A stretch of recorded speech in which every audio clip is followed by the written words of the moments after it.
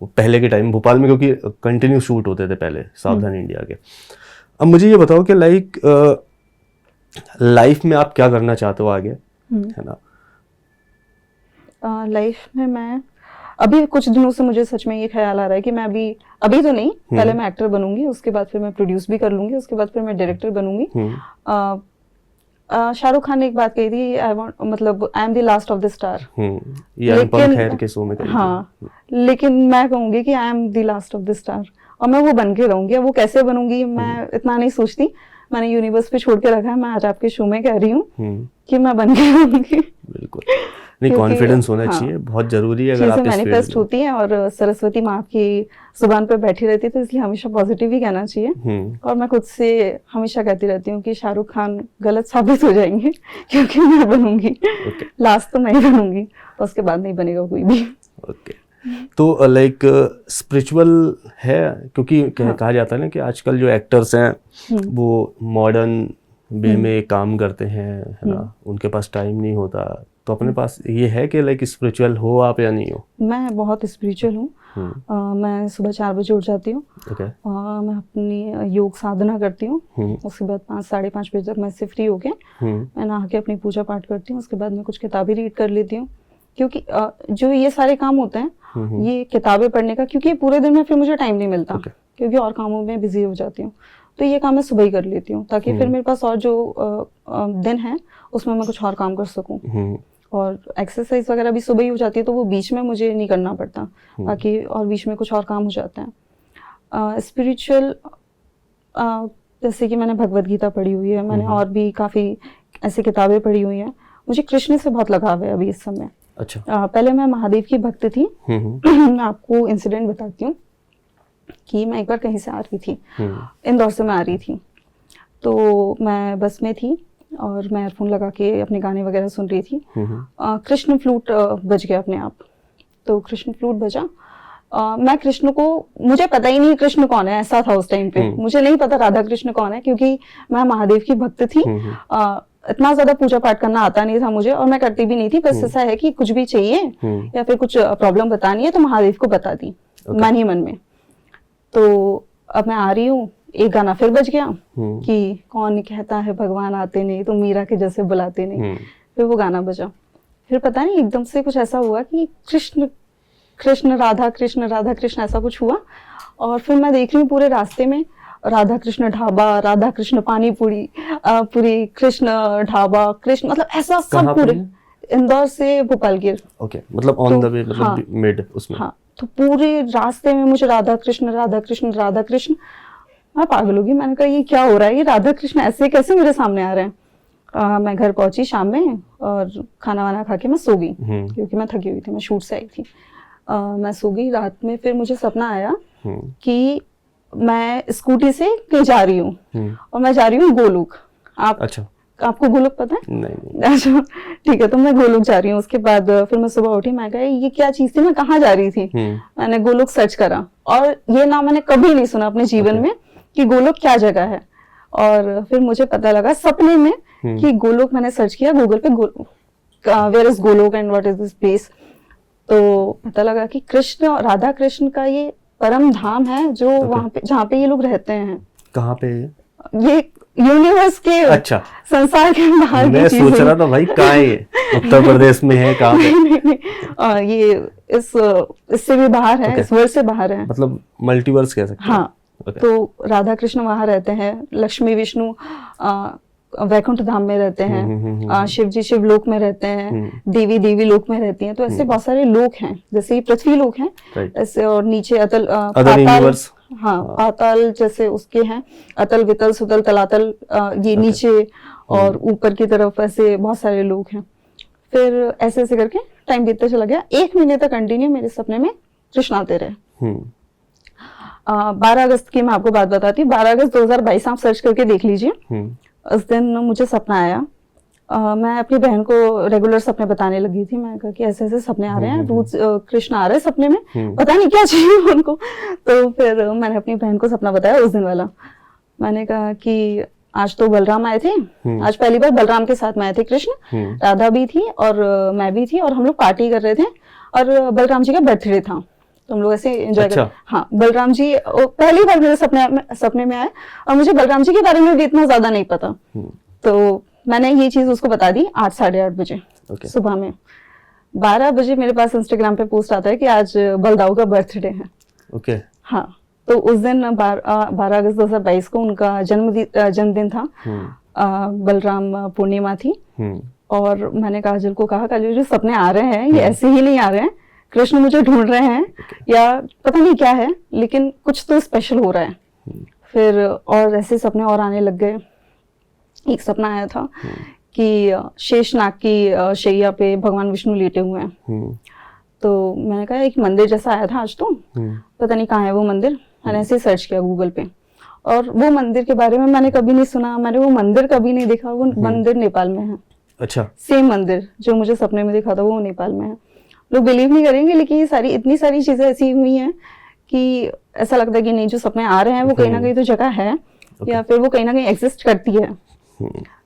एक ये वाला तो कुछ ज्यादा ही हो जाएगा, एक्स्ट्रा ऑर्डिनरी कुछ हो जाएगा ये। जो हमारे साथ चिरंजीवी हैं, चिरंजीवी जो आज भी धरती पे मौजूद है, पुराने युगों के, सतयुग और सब युगों के जो आज भी है। तो एक चिरंजीवी का मैं नाम नहीं बताऊंगी, नहीं तो पता नहीं लोग पीछे पड़ गए। तो एक ऐसा सपना आया था कि वो चिरंजीवी आज भी मौजूद है, और उसका एक लोकेशन मुझे दिखा था सपने में कि वो कहाँ पर है अभी। और थोड़े दिन बाद मेरे पास रील आ गई है कि ऐसी सेम प्लेस एग्जिस्ट करती है। तो अब वो सपना था, तो अगर वो वहाँ पे मतलब है, नाम ले लो ना, रील तो आई है हनुमान जी। अच्छा। लेकिन वो जगह मैं नहीं बता सकती, नहीं तो पता लग रहा है वो लोग पहुंच गए और हनुमान जी मेरे को आगे मारेंगे कि क्यों बताया तूने। हनुमान जी का सपना आया था उस दिन कि वो ऐसी ऐसी जगह पे हैं, रहते हैं अभी। क्योंकि अब बाकी चीजें अगर वो जो मैंने सपने में देखी एग्जिस्ट करती हैं, तो हो सकता है ये भी एग्जिस्ट करता हूँ। तो मतलब ऐसे सपने अपने क्यों नहीं आते यार?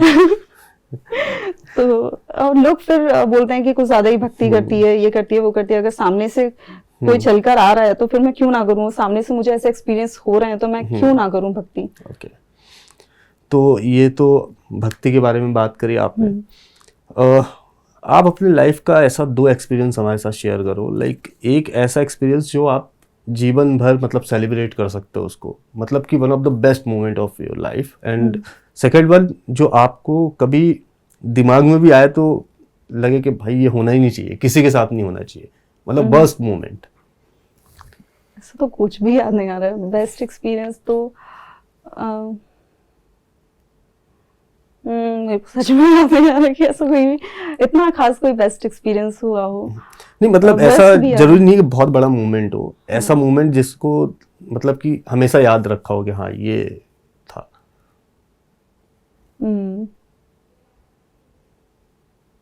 सच में याद नहीं आ रहा।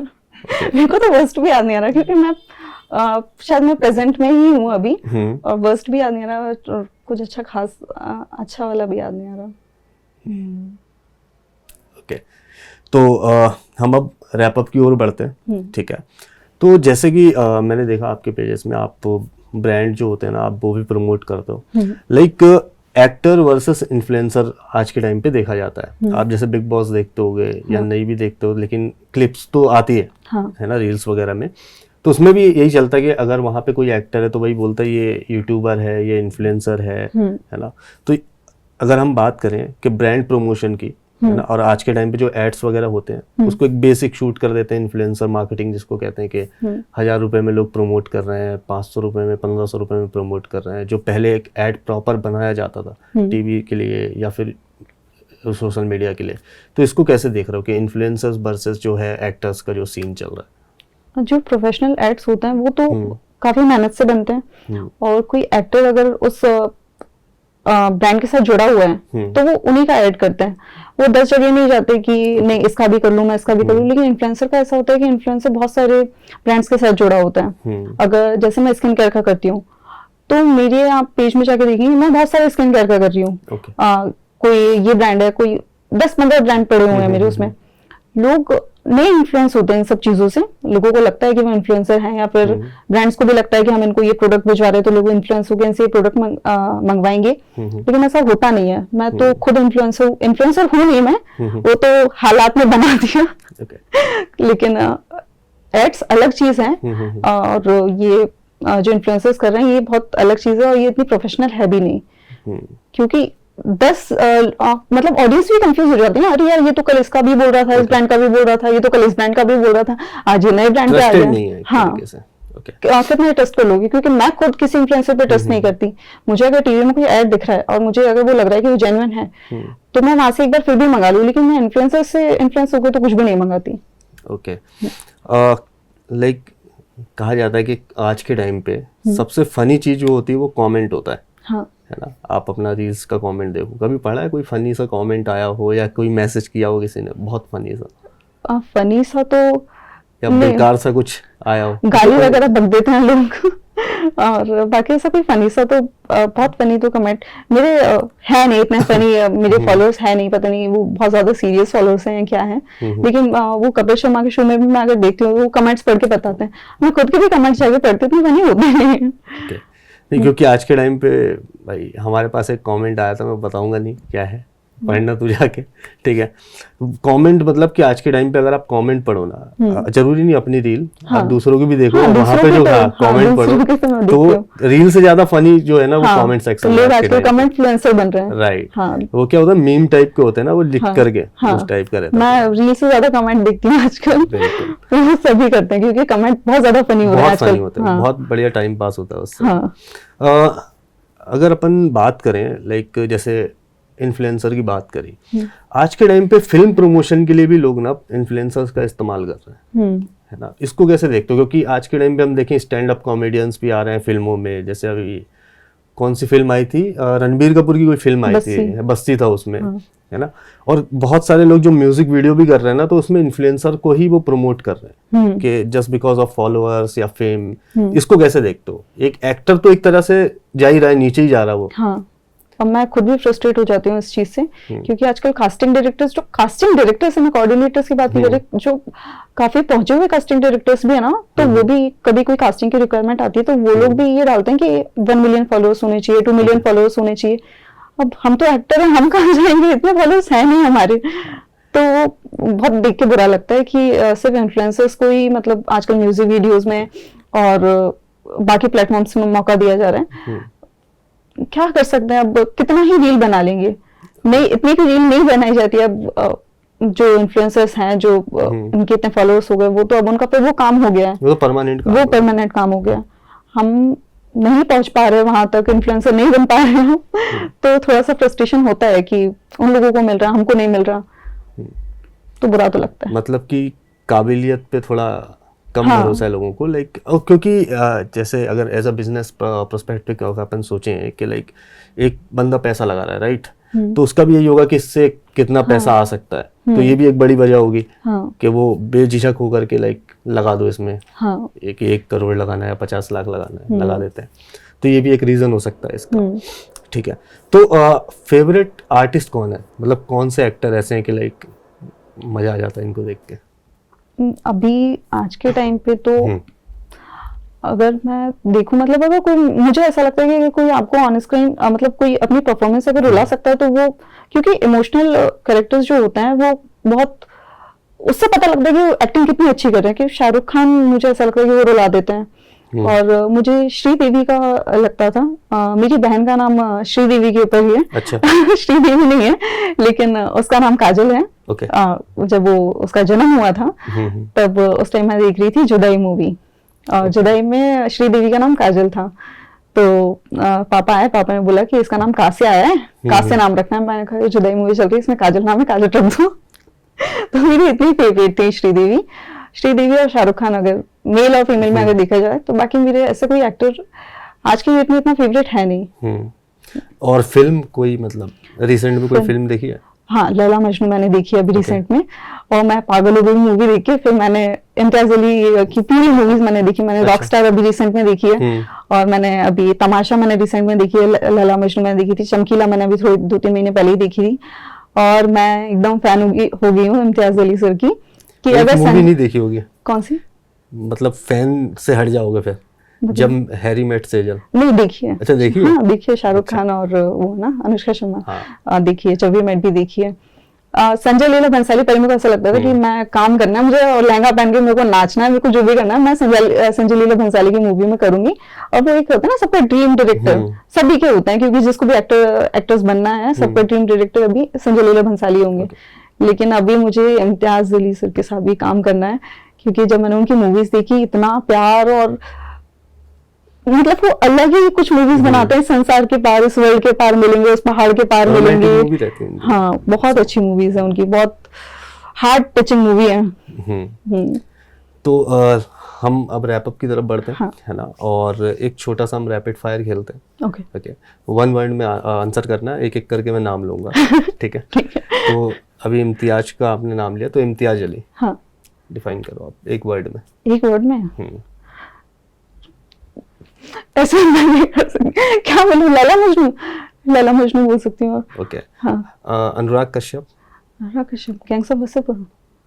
और 1 लाख, 1 लाख बोल सकती हूँ मैं उनको। 1 लाख मतलब? 1 लाख मतलब कि उनने अभी बोला था कि लोग ना टाइम लेते हैं मेरा, और कुछ स्क्रिप्ट वगैरह उनके दम रहता नहीं है। 5 लाख बोले थे। 5 लाख, तो मैं 1 घंटे का 5 लाख लूंगा। हाँ। तो उन्होंने वो मजाक में बोला था, खैर वो इन्फ्लुएंसर वाली बात चल रही थी, उस पे बोला था उन्होंने। पता नहीं, मैंने बस लिखा हुआ देखा था, वो कुछ पोस्ट वगैरह आया था कि अब क्योंकि उनको भी कुछ करना था मुझे। ओके। तो उनका अभी घंटे का 5 लाख कहाँ से लेकर आएंगे? ओके। शाहरुख खान। शाहरुख खान, प्यार। ओके। करिश्मा कपूर। करिश्मा कपूर, नहीं पता, लेकिन मैं फैन हूँ करिश्मा कपूर की। ओके। करण जौहर। करण जौहर, तेरे मन में जो आया वो नहीं बोलेंगे। करण जौहर, धर्मा प्रोडक्शंस, क्या बोलो करण जौहर के बारे में? तो करना है मुझे उनके साथ भी काम, क्योंकि वो डायरेक्टर बहुत अच्छे हैं। आप लोग उनका नेपोटिज्म से भले ही नाम जोड़ें, लेकिन मुझे एक ऐसी चीज लगती है कि कर्म भी कोई चीज होती है, क्योंकि मैं हर चीज को कर्म से बांध के देखती हूँ कि अगर जो नेपोटिज्म जिनको उस घर में जन्म मिला है, पिछले जन्म में शायद उन्होंने कुछ अच्छे कर्म किए होंगे कि उनको उस घर में जन्म मिला है, कि नेपोटिज्म उनको वो, क्योंकि अब मेरे मतलब मैंने एक जोक ऐसा देखा था कि नेपोटिज्म तब तक ही बुरा लगता है जब तक अपने साथ ना हो। कि अगर मेरा इस घर में जन्म नहीं होगा तो मैं भी खुशी खुशी मैं जाती फिल्मों में कि हाँ ठीक है, लोग बोलते हैं तो बोलने दो। वो तो हर जगह चलता है, पॉलिटिक्स से लेकर के हर जगह, सब जगह। ठीक है, तो बस रैप अप करते हैं अपन। शब्दंगा चैनल को लाइक कीजिए, सब्सक्राइब कीजिए और शेयर कीजिए, है ना। हाँ। और बेल नोटिफिकेशन ऑन करके रखिएगा, जिससे कि आने वाली वीडियोस की आपको नोटिफिकेशन मिलती रहे। तब तक के लिए धन्यवाद।